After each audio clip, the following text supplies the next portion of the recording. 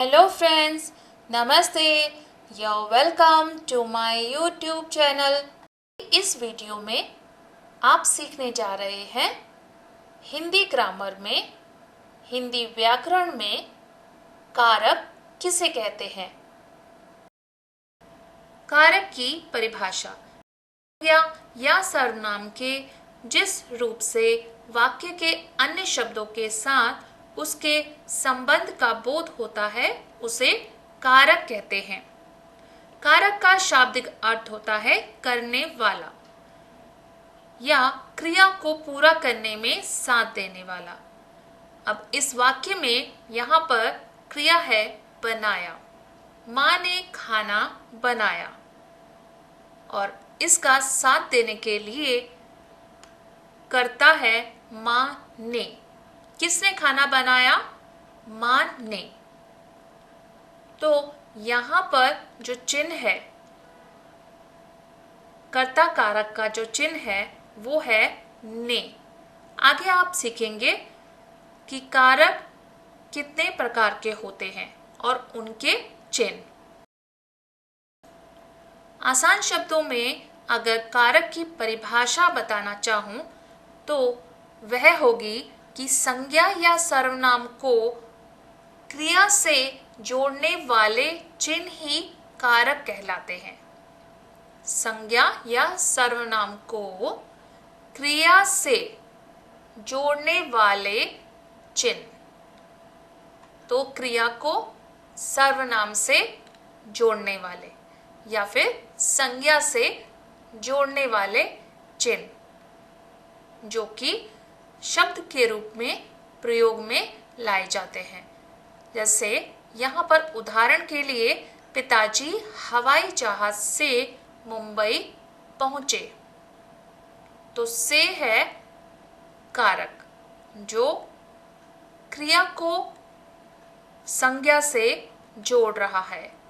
ये फल रोगी के लिए है कारक। बच्चा मेज पर बैठा है, पर है कारक। तो आपने यहाँ देखा कि संज्ञा और क्रिया दोनों शब्द हैं और इन दोनों को कौन जोड़ रहा है? कारक चिन्ह। हर वाक्य में कारक चिन्ह लगे हैं, तभी उनका सार्थक अर्थ निकल पाता है। कारक के प्रकार: कर्ता कारक, कर्म कारक, करण कारक, संप्रदान कारक, अपादान कारक, संबंध कारक, अधिकरण कारक और संबोधन कारक। कारक 8 प्रकार के होते हैं जिनकी परिभाषा अब आगे आप सीखेंगे। आपने सीखा कि कारक कितने प्रकार के होते हैं, तो कारक 8 प्रकार के होते हैं। अब आप सीखेंगे कारक के चिन्ह और उनके अर्थ। कर्ता कारक में चिन्ह लगता है, विभक्ति चिन्ह लगता है ने, और कहाँ पर लगता है?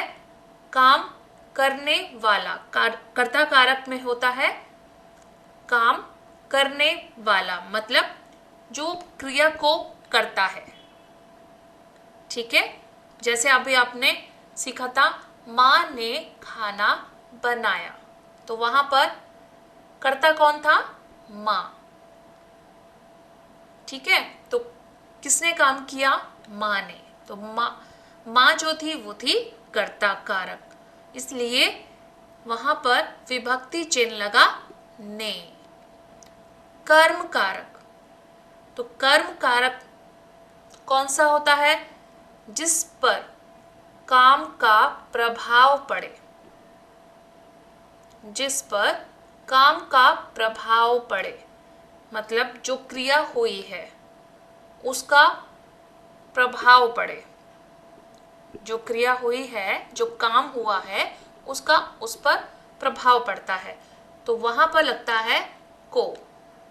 अभी आप आगे वाक्य सीखेंगे, चिन्ह के साथ वाक्य भी सीखेंगे।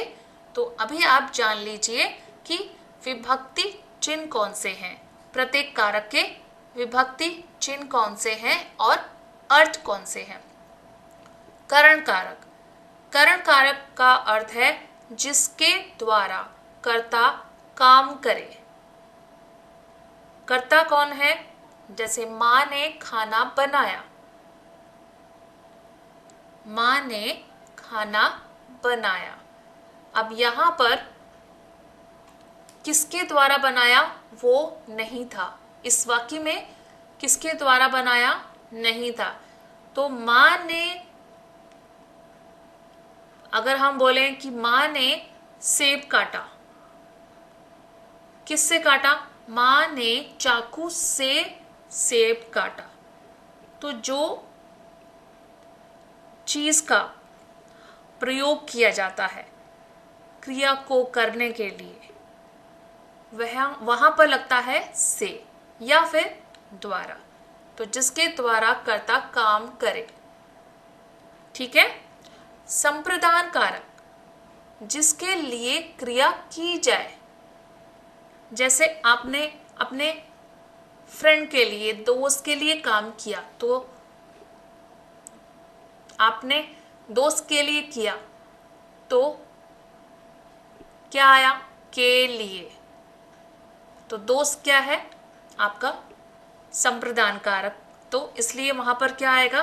के लिए। मैंने दोस्त के लिए खाना बनाया, इसलिए वहां पर आया के लिए। ओके, जिसके लिए क्रिया की जाए। अपादान कारक, यहां पर अपादान कारक में भी जो चिन्ह है, विभक्ति चिन्ह है, वो है से। तो इसका जो अर्थ है वो है जिससे अलगाव हो। अब आप आगे सीखेंगे कि कौन से वाक्य हैं जिसमें हम अपादान कारक का प्रयोग करते हैं। संबंध कारक, का, की, के, ना, नी, ने, रा, री, रे, ये अन्य पदों से संबंध, मतलब इसमें आप ये भी संबंध, इसमें भी संबंध बताता है। क्रिया और कर्ता के बीच में जब हम संबंध बनाने के लिए जिस शब्द का प्रयोग करते हैं, जिस चिन्ह का प्रयोग करते हैं, वो वही है। तो वाक्य पर डिपेंड करता है कि वो किस प्रकार हम चिन्ह लगाएंगे। आगे आप सीखेंगे कि आप कौन से चिन्ह लगाएंगे किन वाक्यों में। अधिकरण कारक, में, पर, क्रिया का आधार जिस पे हो। ठीक है, आधार मतलब बेस। और जैसे मेज पर पेन रखा है, तो रखा है, कहाँ रखा है? मेज पर। तो आधार है मेज, तो इसलिए आया पर। संबोधन कारक, यहां पर जब किसी को बुलाना है या फिर पुकारना है तो हम इसका प्रयोग करते हैं। जैसे हे, अरे, अजी, तो यहां पर आएगा संबोधन कारक। ये इसके चिन्ह हैं। यहाँ पर इसका कोई अर्थ नहीं है, लेकिन हाँ, किसी को पुकारना या फिर बुलाने के लिए ऐसे शब्दों का प्रयोग करते हैं, वही कारक बन जाते हैं। कारक की पहचान कैसे करें? तो सीखते हैं। पहचान करने के लिए आपको प्रश्न कौन से करने पड़ेंगे वाक्य में जब आप विभक्ति चिन्ह लगाएंगे। तो कर्ता कारक में आप कोई वाक्य लीजिए, उसमें प्रश्न कीजिए किससे, किसने, कौन, तो आपको वहां लगाना होगा ने। वाक्य में प्रश्न कीजिए कहाँ, किसको, क्या, तो विभक्ति चिन्ह लगाना होगा को। किससे, किसके साथ, किसके द्वारा, विभक्ति चिन्ह लगाना होगा से, द्वारा। किसको, किसके लिए, किसके हेतु, वहां पर विभक्ति चिन्ह लगेगा को, के लिए। कहां से, किस से, तो वहां पर विभक्ति चिन्ह लगेगा से। किसका, किसके, किसकी, किसने, तो वहां पर विभक्ति चिन्ह लगेगा का, की, के, ना, नी, ने, रा, री, रे। कहाँ, किस में, किस पर, तो वहां पर विभक्ति चिन्ह लगेगा में, पर। अब यहां पर संबोधन कारक में जैसे मैंने आपको बताया कि यहां पर आपको इसका कोई अर्थ नहीं है और आप पहचानेंगे भी नहीं, लेकिन किसी को पुकारना है, बुलाना है, तो आप इस प्रकार के कारक शब्द प्रयोग में लाएंगे। ये सभी वाक्य से पहले यूज होते हैं, वाक्य शुरू होने से पहले। हे, अरे, अजी, तो जब आप वाक्य शुरू करें तो इन्हें इससे पहले यूज करें वाक्य से। और फिर जैसे हम बोलते हैं हे, कहाँ जा रहे हो, अरे क्या हुआ, अजी सुनते हो। कर्ता कारक की परिभाषा। संज्ञा या सर्वनाम के जिस रूप से क्रिया के करने वाले का बोध हो उसे कर्ता कारक कहते हैं। कर्ता अर्थात करने वाला, जिसका चिन्ह ने कभी कर्ता के साथ लगता है और कभी वाक्य में नहीं होता है, अर्थात लुप्त होता है, इनविजिबल होता है। राहुल ने पुस्तक पढ़ी। यहां पर क्रिया कौन कर रहा है, राहुल। करने वाला, क्रिया को करने वाला कर्ता होता है, तो कर्ता में चिन्ह लगता है ने। कारक की पहचान कैसे करें। इस वाक्य में मां ने खाना बनाया, तो जो बनाया है वो है क्रिया, और क्रिया किसने करी, करने वाला कौन है, तो जो भी क्रिया को करता है वही करने वाला कौन है, कर्ता। करने वाला कहलाता है कर्ता। तो यहां पर मां है कर्ता, और कर्ता जहां पर होगा उसके साथ आएगा कारक चिन्ह ने। तो क्रिया को करने वाला कर्ता कारक, और कर्ता कारक का चिन्ह है ने। और यहां पर क्या है, कर्म कारक, मीन्स क्या क्रिया की, खाना बनाया। तो इस वाक्य में काम क्रिया का करता है और खाना उसका कर्म, अतः मां कर्ता कारक है और खाना कर्म कारक। इस प्रकार हम कारक को पहचान सकते हैं। कर्ता कारक की पहचान वाक्यों में कैसे करें, चलिए अभ्यास करते हैं। अजय खेलता है, तो यहाँ पर कौन खेलता है? अजय। कौन खेलता है? अजय। तो अजय कौन है? कर्ता कारक। पक्षी उड़ता है, कौन उड़ता है? पक्षी।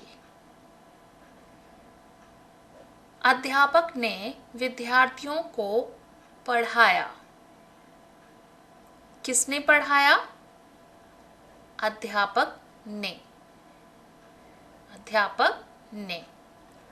पुजारी जी पूजा कर रहे हैं, कौन पूजा कर रहे हैं? पुजारी जी। कृष्ण ने सुदामा की सहायता की, सुदामा की सहायता किसने की? कृष्ण ने। तो आपने देखा यहाँ इन वाक्यों में प्रश्न था कौन, किसने।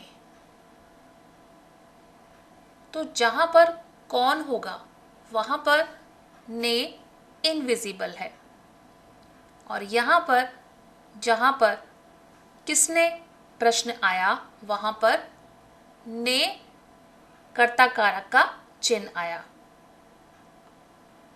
यहाँ पर कर्ता कारक है परंतु वो लुप्त है, तो क्रिया को करने वाला है कर्ता, लेकिन उसका चिन्ह लुप्त है। तो इस प्रकार से भी वाक्य आएंगे, परंतु कर्ता कारक वही रहेगा।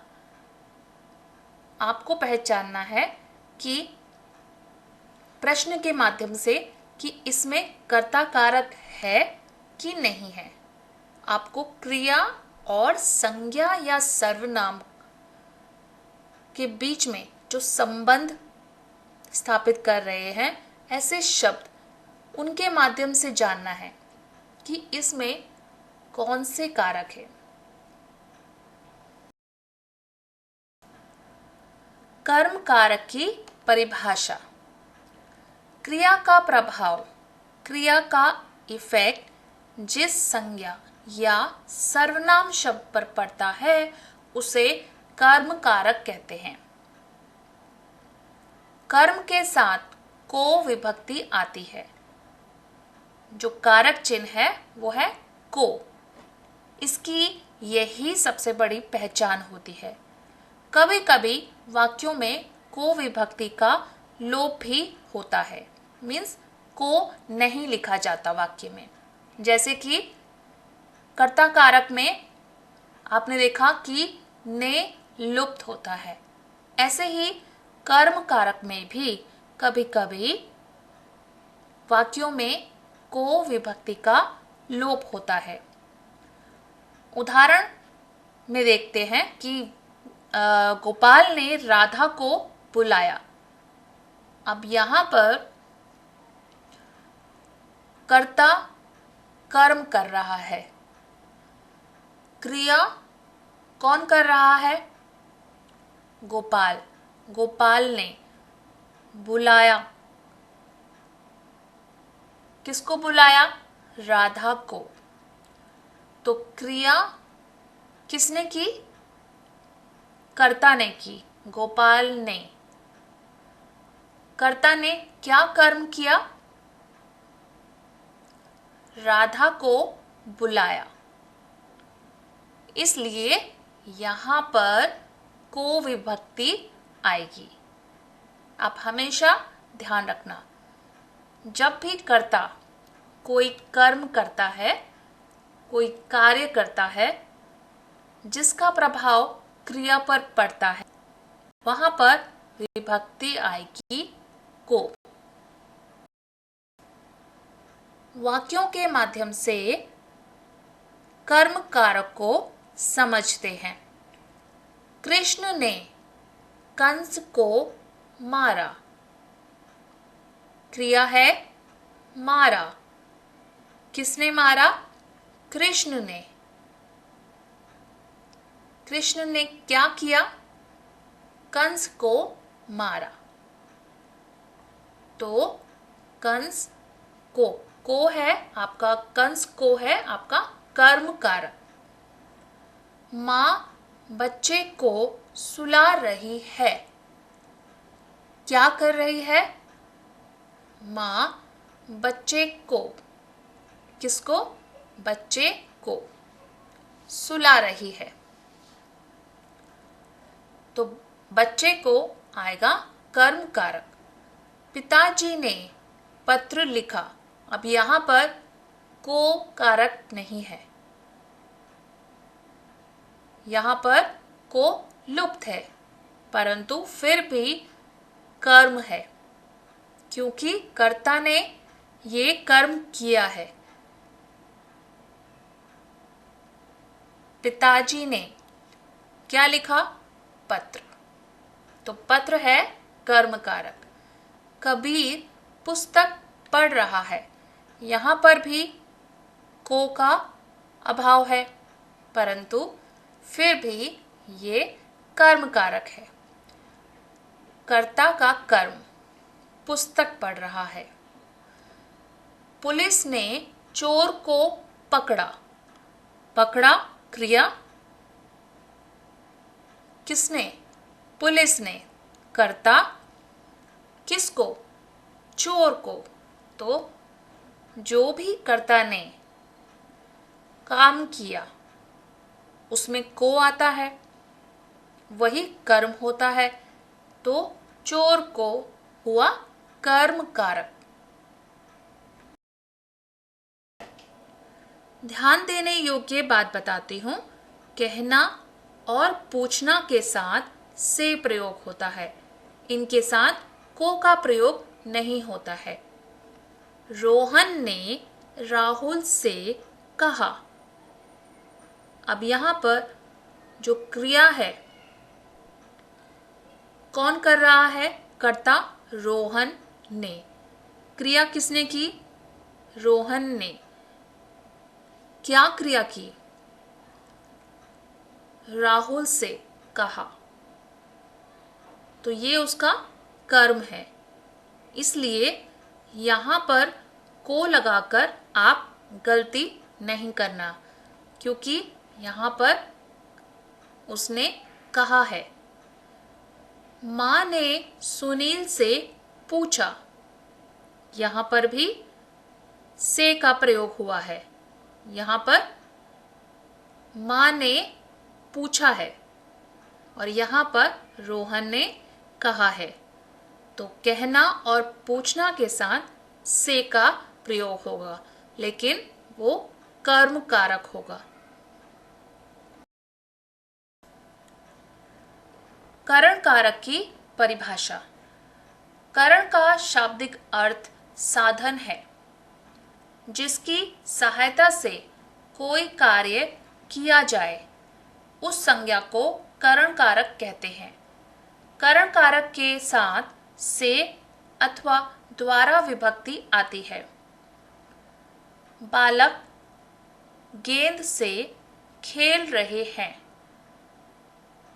यहाँ पर गेंद जो है वो है संज्ञा, साधन है, तो जिसकी सहायता से कोई कार्य किया जाए।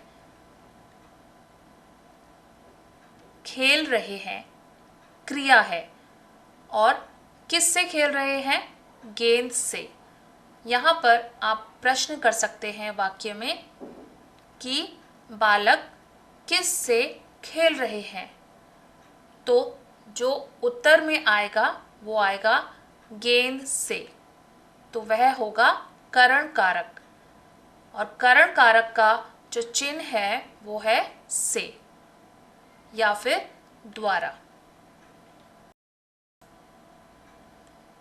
वाक्यों में करण कारक जानते हैं। आदमी चोर को लाठी द्वारा मारता है। यहाँ पर साधन का प्रयोग हुआ है लाठी। तो इसलिए यहाँ पर करण कारक द्वारा लिखा है। मुझे जहाज से मुंबई जाना है। यहाँ पर किससे मुंबई जाना है? जहाज से। तो साधन हुआ जहाज और जहाज के साथ आएगा से। हम आँखों से देखते हैं। हम किससे देखते हैं? आँखों से। राम ने रावण को बाण से मारा। राम ने रावण को मारा। ऐसे वाक्य भी आप लिख सकते हैं, परंतु यहाँ पर शब्द है बाण, तो यहाँ पर साधन का प्रयोग हुआ है। किससे मारा? तो साधन के साथ आएगा से, बाण से। किसान हल से खेत जोतता है। साधन है हल, इसलिए करण कारक आएगा से। संप्रदान कारक की परिभाषा।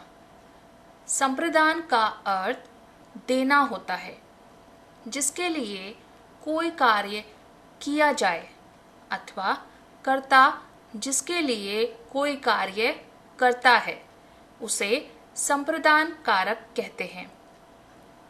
इसमें कर्म कारक को भी प्रयुक्त होता है, किंतु उसका अर्थ के लिए होता है।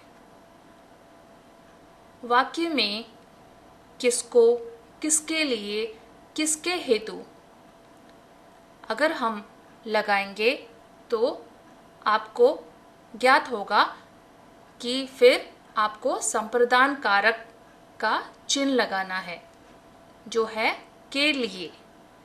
जैसे हम पढ़ने स्कूल जाते हैं। किसके लिए? पढ़ने के लिए। कहाँ जाते हैं? स्कूल जाते हैं। किसके लिए? पढ़ने के लिए। तो यहाँ पर कोई कार्य किया जाए अथवा कर्ता जिसके लिए कोई कार्य करता है, तो करता है हम। जिसके लिए कोई कार्य करता है, तो किसके लिए कर रहा है? पढ़ने के लिए।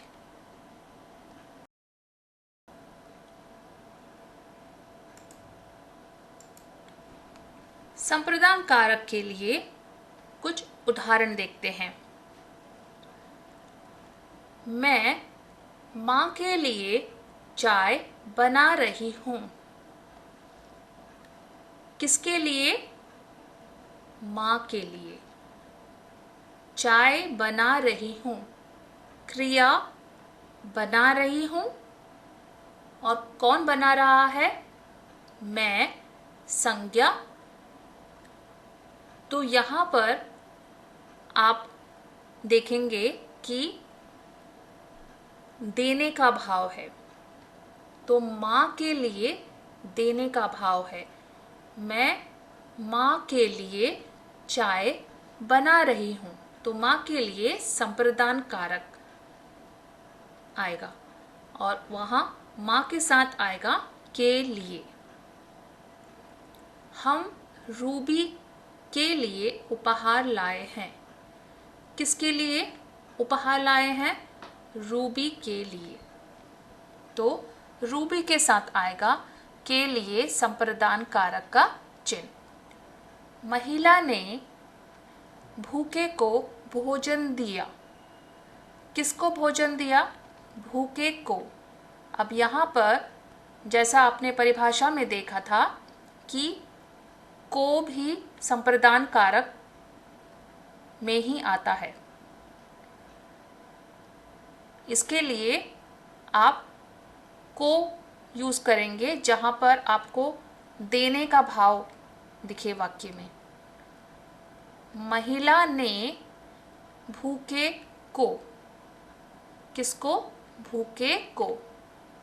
क्योंकि यहाँ पर जो प्रश्न उठ रहा है वो है किसको?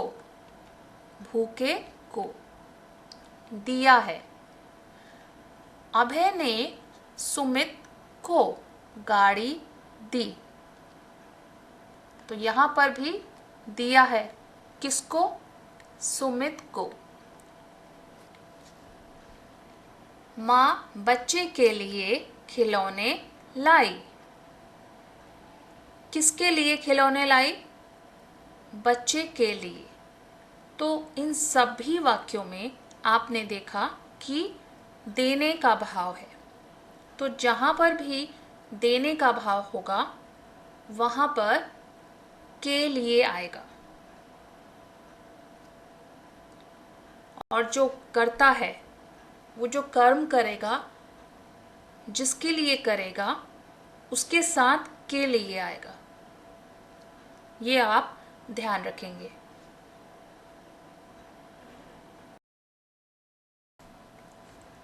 अपादान कारक की परिभाषा। अपादान का अर्थ है अलग होना। जिस संज्ञा अथवा सर्वनाम से किसी वस्तु का अलग होना मालूम चलता हो उसे अपादान कारक कहते हैं। करण कारक की तरह अपादान कारक का चिन्ह भी से है, परंतु करण कारक में इसका अर्थ सहायता होता है और अपादान में अलग होना होता है। इसकी पहचान किससे और कहाँ जैसे प्रश्नवाचक शब्द से भी की जा सकती है। जब भी कभी आप वाक्य में प्रश्न रखेंगे कि कहाँ से, जो क्रिया है वो कहाँ से हुई, तो उसके साथ आपने लगाना है अपादान कारक। किससे? लेकिन आपको उस वाक्य में देखना है कि जो वाक्य है वो जो उसकी मीनिंग है, जो उसका अर्थ है, उसमें अलग होना दिखा रहा हो। उसमें उसका सहायक नहीं दिखाना है, उसका अलग होना दिखाना है, तो वो अपादान कारक चिन्ह लगेगा से। करण कारक में भी से लगता है, अपादान में भी से लगता है, लेकिन शब्द में किस शब्द में लगना है से, वो आपको ये प्रश्न करके ही देखना है। और आपको वो देखना है कि एक वर्ड, एक जो शब्द है दूसरे शब्द के साथ किस तरीके से संबंध रखे हुए है, दोनों शब्द कैसे अटैच्ड हैं एक दूसरे से। वहीं पर आपको से अपादान कारक चिन्ह का प्रयोग करना है। इन उदाहरण में देखते हैं कि अपादान कारक का जो चिन्ह है वो किस प्रकार प्रयोग में लाया गया है। गंगा हिमालय से निकलती है। गंगा कहाँ से निकलती है? हिमालय से, तो वो अलग हो रही है गंगा हिमालय से। पक्षी पेड़ से उड़ गए। पक्षी कहाँ पर थे? पेड़ पर, तो पेड़ से उड़ गए। कहाँ से उड़ गए? पक्षी पेड़ से उड़ गए। तो देखा आपने, यहाँ पर भी आपको लगेगा कि ये जो शब्द हैं दो, उसमें अलग होना दर्शा रहा है, इसमें भी अलग होना दर्शा रहा है। एक शब्द दूसरे शब्द के साथ अटैच्ड है और मीनिंग क्या निकल रहा है? अलग होने का। तो वहीं पर वो अपादान कारक होगा। बच्चा छत से गिर पड़ा। सुमित घोड़े से गिर पड़ा। माँ ने बच्चे से खिलौना ले लिया। तो यहाँ पर भी आप देखेंगे कि यहाँ पर जो खिलौना है वो अलग हुआ है। ठीक है, बच्चे से खिलौना अलग हो गया, और किसने किया? माँ ने। तो बच्चे से खिलौना ले लिया। किसने? माँ ने, तो अलग कर दिया, तो वहां पर भी अलग होना दर्शा रहा है, इसलिए ये अपादान कारक का चिन्ह है। अपादान कारक में ध्यान रखें, अलग होने के अतिरिक्त अपादान कारक का प्रयोग तुलना, डरने, सीखने, लज्जाने, घृणा आदि के भाव में भी किया जाता है। कुछ उदाहरण के माध्यम से जानते हैं। मेरा भाई चूहे से डरता है। यहाँ पर भाव है चूहे से, डरने का भाव है। मुझे गंदगी से घृणा है, तो यहाँ पर घृणा का भाव है। किससे? गंदगी से। सुमन कुसुम से छोटी है, यहाँ पर तुलना का भाव है। किससे छोटी है? कुसुम से। मेरा भाई अध्यापक से गिटार सीखता है, यहाँ पर सीखने का भाव है, तो किससे सीखता है? अध्यापक से। संबंध कारक की परिभाषा। संज्ञा अथवा सर्वनाम के जिस रूप से एक वस्तु का संबंध दूसरी वस्तु से जाना जाए उसे संबंध कारक कहते हैं। इसकी मुख्य पहचान है का, की, के, ना, नी, ने, रा, री, रे। अब प्रश्न होगा उस वाक्य में किसका, किसके, किसकी, किसने। तो गीता का भाई आया है। किसका भाई आया है? गीता का। इसलिए यहाँ पर का शब्द संबंध कारक चिन्ह का है। किसका भाई आया है? गीता। तो गीता और भाई शब्द संज्ञा है और दोनों के बीच संबंध दिखाया है। तो जब भी दो वस्तुओं के बीच संबंध हो तो उनके बीच में संबंध कारक चिन्ह आएंगे। कुछ उदाहरण के माध्यम से जानते हैं संबंध कारक चिन्ह। बच्चे का पैर। किसका पैर? बच्चे का पैर दुख रहा है। यह रोहित का खिलौना है। किसका? रोहित का। सुनीता का घर बहुत दूर है। किसका? सुनीता का। यह गाड़ी अमित की है। किसकी? अमित की। यह कमल का दफ्तर है। किसका दफ्तर है? कमल का। तो यहाँ पर आपने देखा कि दो शब्दों के बीच या दो वस्तु के बीच संबंध है और उसको बताने के लिए आप प्रयोग में लाएंगे संबंध कारक चिन्ह। अधिकरण कारक की परिभाषा। जिस शब्द से क्रिया के आधार का बोध हो उसे अधिकरण कारक कहते हैं। इसकी मुख्य पहचान है में और पर। अधिकरण कारक में भीतर, अंदर, ऊपर, बीच आदि शब्दों का प्रयोग किया जाता है। अधिकरण कारक की पहचान किसमें, किस पर, किस पे आदि प्रश्नवाचक शब्द लगाकर भी की जा सकती है। जैसे पेड़ पर चिड़िया है। किस पर? पेड़ पर। अब अधिकरण कारक जो है वो बहुत ही सरल है।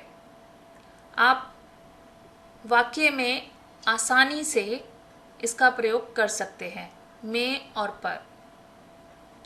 तो जब आप देखें कि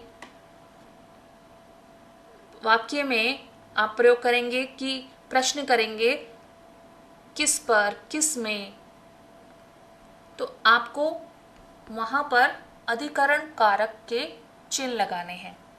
जैसे मछली रहती है किस में? पानी में। तो अगर मैं में नहीं कहूँ, पानी मछली रहती है। अब यहाँ पर बिना चिन्ह के कोई अर्थ नहीं निकलता। पानी में, किस में? पानी में। कमरे में पंखा चल रहा है।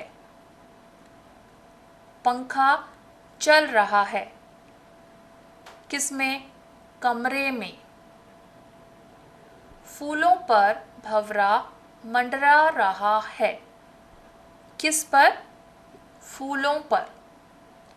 घोंसले में चिड़िया है। चिड़िया है किस में? घोंसले में। धरती पर जीवन है। जीवन है किस पर? धरती पर। तो आपने देखा कि जिस पर भी आधार होता है संज्ञा का, वहाँ पर अधिकरण कारक चिन्ह आते हैं। अब में और पर, ये दोनों आप आसानी से जान पाएंगे कि वे कहाँ लगाने हैं। इन और ऑन का फर्क है। में मीन्स इन, पर मीन्स ऑन। संबोधन कारक की परिभाषा। संज्ञा या जिस रूप से किसी को पुकारने अथवा सावधान करने का बोध हो, उसे संबोधन कारक कहते हैं। संबोधन का अर्थ ही आप देखेंगे कि निकलता है कि किसी को संबोध करना, बुलाना, पुकारना। इसका संबंध ना क्रिया से और ना किसी दूसरे शब्द से होता है। यह वाक्य से अलग रहता है। इसका कोई कारक चिन्ह भी नहीं है। अब यहाँ पर आप देखेंगे कि जो अरे है वो वाक्य से अलग है। तो पहले अरे यूज हुआ है, फिर वाक्य आया है। तो वाक्य शुरू करने से पहले ही संबोध किया जाता है। ये संबोधन कारक। अरे यह आपने क्या कर दिया? तो ये जो चिन्ह है आप देखेंगे, यहाँ पर एक चिन्ह भी लगाया हुआ है, आश्चर्यजनक चिन्ह। तो ये हमेशा आप संबोधन कारक में देखेंगे कि ये चिन्ह आपको मिलेगा। आप कुछ उदाहरण के माध्यम से देखते हैं कौन से जो शब्द हैं वो संबोधन कारक में आते हैं। वैसे तो पुकारने के लिए या बुलाने के लिए किसी को ये जो शब्द हैं वो बोले जाते हैं। खबरदार, इस खबरदार में क्या है? आप किसी को सावधान कर रहे हैं। ओह, ये आपने क्या कर दिया? अरे, जिसका डर था वही हुआ। रोहित, इधर आओ। लड़के, जरा इधर आ। तो ये जो संबोधन कारक हैं शब्द, ये वाक्य से पहले आए हैं और बिल्कुल अलग हैं। इनका वाक्य से कोई भी लेना देना नहीं है। सिर्फ ये तब बोले जाते हैं जब आप कोई सरप्राइज या फिर कोई आश्चर्यजनक वाक्य बोलना चाहते हैं, तभी ये संबोधन कारक शब्द बोले जाते हैं। आइए एक बार और अभ्यास कर लेते हैं। कारक, कर्ता कारक, कर्म कारक, करण कारक, संप्रदान कारक, अपादान कारक, संबंध कारक, अधिकरण कारक और संबोधन कारक। ये हैं कारक के 8 प्रकार। इन सबके आपने अभी चिन्ह भी देख लिए और उनके वाक्य भी देख लिए। आप इस वीडियो को बार बार देखिए और प्रश्न करते हुए वाक्य में चिन्ह लगाइए। अब है अभ्यास की बारी। सही कारक लिखें। स्टेशन, ट्रेन छूट गई। यहाँ पर आपने अपादान कारक का चिन्ह लगाना है। यहाँ पर आप देख रहे हैं अलग होना, तो अपादान कारक में अलग होने के लिए कौन सा चिन्ह लगाते हैं, कौन सा कारक चिन्ह लगाते हैं। कबूतर पेड़ बैठा है। अधिकरण कारक में कौन सा चिन्ह लगाते हैं।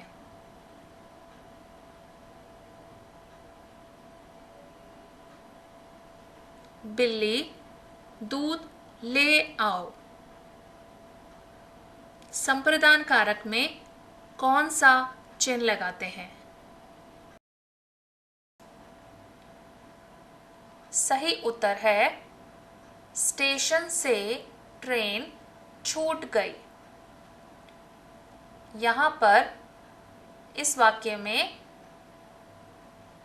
अलग होना दिखा रहा है, तो अपादान कारक में आप अलग होने के लिए कौन सा चिन्ह लगाते हैं। से। किससे? स्टेशन से। ट्रेन छूट गई।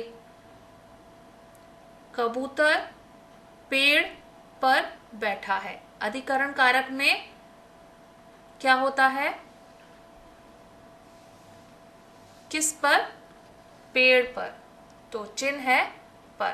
कबूतर किस पर बैठा है? पेड़ पर। बिल्ली के लिए दूध ले आओ। संप्रदान कारक में चिन्ह आता है के लिए। किसके लिए? बिल्ली के लिए। बिल्ली के लिए दूध ले आओ।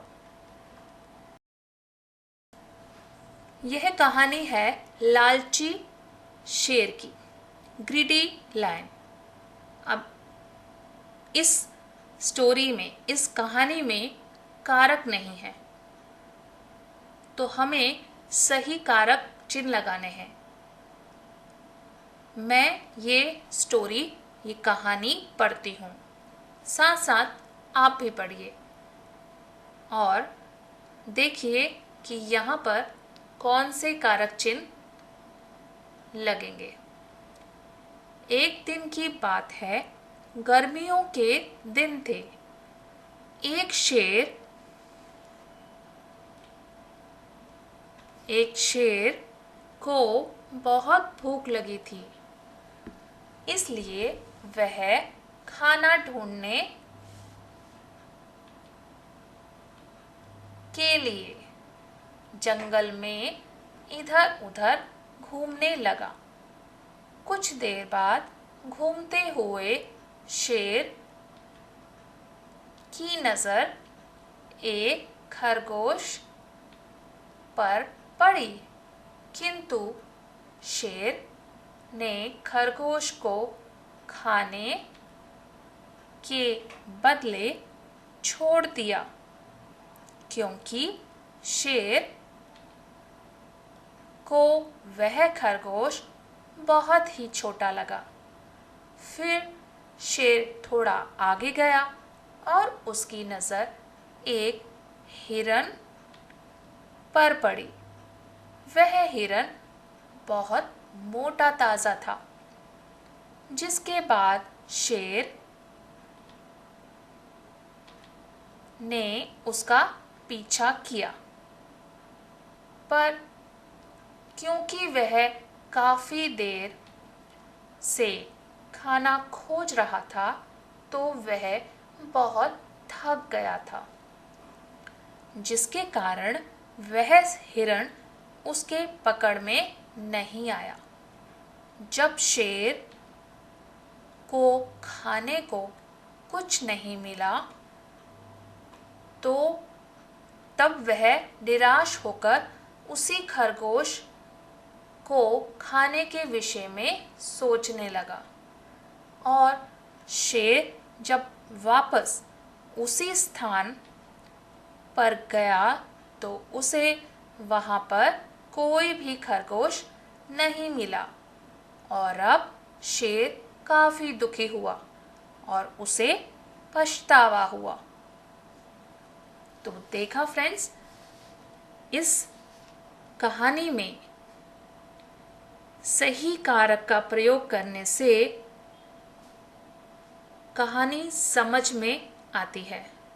अगर आप सही कारक चिन्ह का प्रयोग करेंगे तो ही उनका अर्थ निकलता है, आप कहानी को अच्छे से समझ पाते हो। इस कहानी की सीख है, मोरल ऑफ शॉर्ट स्टोरी, अत्यधिक लोभ करना लाभदायक नहीं है। तो जो शेर था वो बहुत ग्रीडी था। देखा ना आपने, ग्रीडीनेस के कारण क्या हुआ, उसे कुछ भी हासिल नहीं हुआ। ना उसे खरगोश मिला और ना ही हिरन।